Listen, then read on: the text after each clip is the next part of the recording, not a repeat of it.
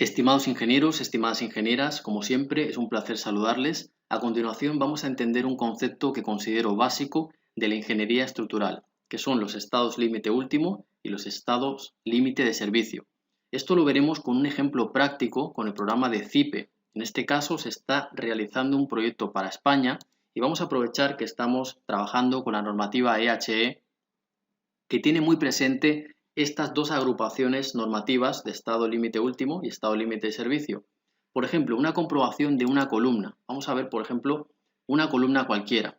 Veremos que nos aparece un conjunto de listados que tienen en cuenta principalmente los esfuerzos de flexocompresión.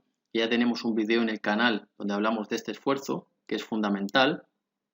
Y tenemos el tema del agotamiento frente a cortante. Principalmente estos son los dos esfuerzos que van a hacer que esta columna entre pues, en cedencia, lo que son los aceros que tenemos dentro, o incluso tengamos una falla, puede ser una falla abrupta de rotura de hormigón, o puede ser que los aceros que tiene dentro la columna se estén traccionando de manera excesiva, entrando de manera muy abrupta en el rango plástico. Entonces, eso es una cuestión que puede producir fallas estructurales a la columna. Eso estaría agrupado dentro del estado límite último. ¿Por qué? Porque el estado límite de servicio se encarga de la durabilidad del elemento estructural. Si nosotros vamos a las vigas, lo vamos a ver de manera mucho más clara desde esta parte, donde directamente en comprobación ELU y ELS ya tenemos que el programa me está indicando con esa etiqueta que tenemos dos tipos de artículos a aplicar en vigas. Y tenemos que hacer clic encima de la viga para poder ver esta agrupación. Vamos a esperar que el programa cargue y nos entregue esta información y empezaremos a diferenciar entre esos dos tipos de artículo dentro de la normativa, que es fundamental que lo entendamos, porque muchas veces a ustedes les van a aparecer avisos de que algún elemento estructural no cumpla. Es muy importante que sepan dentro de qué grupo están, si están dentro de estado límite último o están dentro de estado límite de servicio.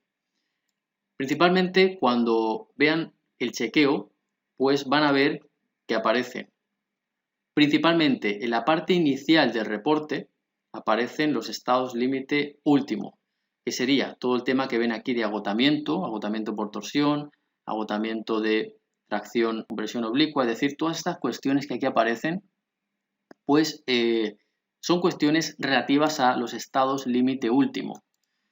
Por ejemplo, aquí ya empezamos a trabajar el tema de la fisuración.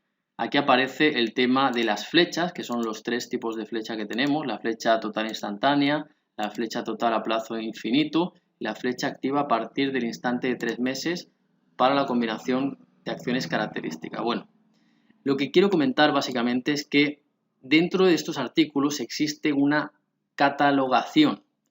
Y aquí, en ver listado completo, veremos esto que estoy hablando. Tenemos el resumen de las comprobaciones, que serían las comprobaciones de resistencia y las comprobaciones de fisuración y flecha.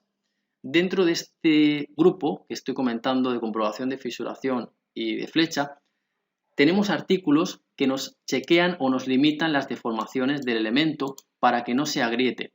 Por ejemplo, aquí vemos el límite de flechas L partido 300, L500.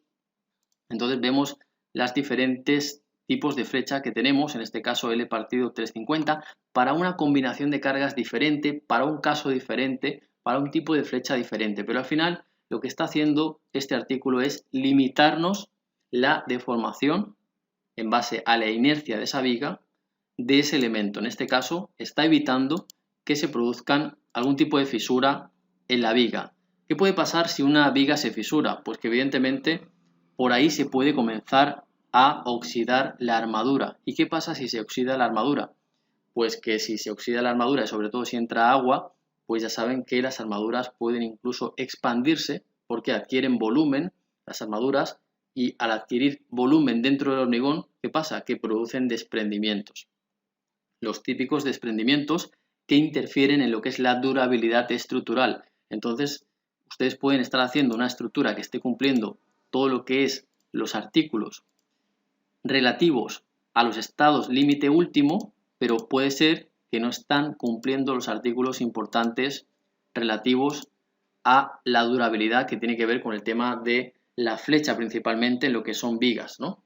Entonces vamos a finalizar este video con un pequeño texto para que entendamos directamente de redactado directo de la normativa qué son estos dos estados límite último. Pues la normativa los clasifica, como digo, en estos dos grupos que estamos comentando, y vamos principalmente a hablar de los estados límite último, que tiene que ver con lo que es fallo por deformaciones plásticas excesivas, rotura o pérdida de estabilidad de la estructura o parte de ella, pérdida del equilibrio de la estructura o parte de ella, considerada como sólido rígido, fallo por acumulación de deformaciones o fisuración progresiva bajo cargas repetidas.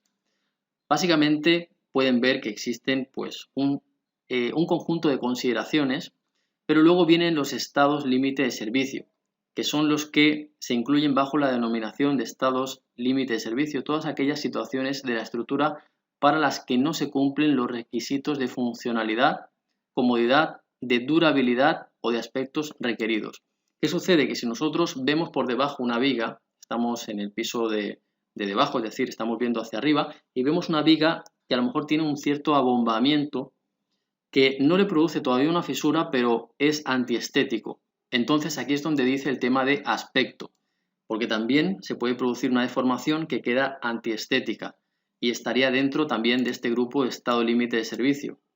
Y vemos que principalmente son deformaciones, son vibraciones, son, por ejemplo, abertura de fisura, que no tiene que ver directamente con que el elemento vaya a romper. Esto es lo que tenemos que subrayar de este concepto de estado límite de servicio, es decir, esto no está enfocado a que el elemento se rompa o no se rompa, sino que está enfocado a un tema de durabilidad. Y de hecho, en lo que es la norma EHE hay clasificaciones de tipo de ambiente para tener en cuenta un recubrimiento del elemento estructural, en este caso para vigas o columnas, que tiene que ver, como digo, del tipo de ambiente o tipo de exposición que estamos teniendo. Tenemos, por ejemplo, la clase general de exposición, tenemos una designación, por ejemplo, normal, marina o con cloruros de origen diferente del medio marino.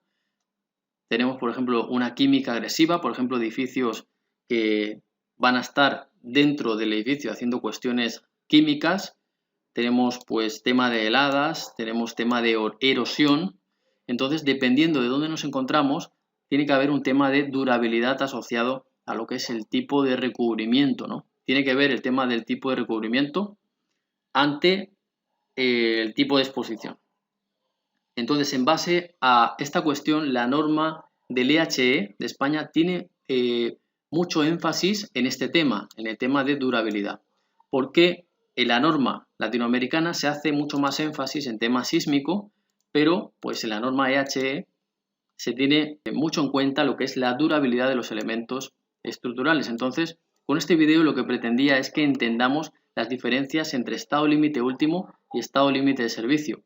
Y con esto ya van a tener claro a qué artículo se refiere de estos dos grupos cuando les salte un aviso del programa de que alguna parte del elemento no está cumpliendo.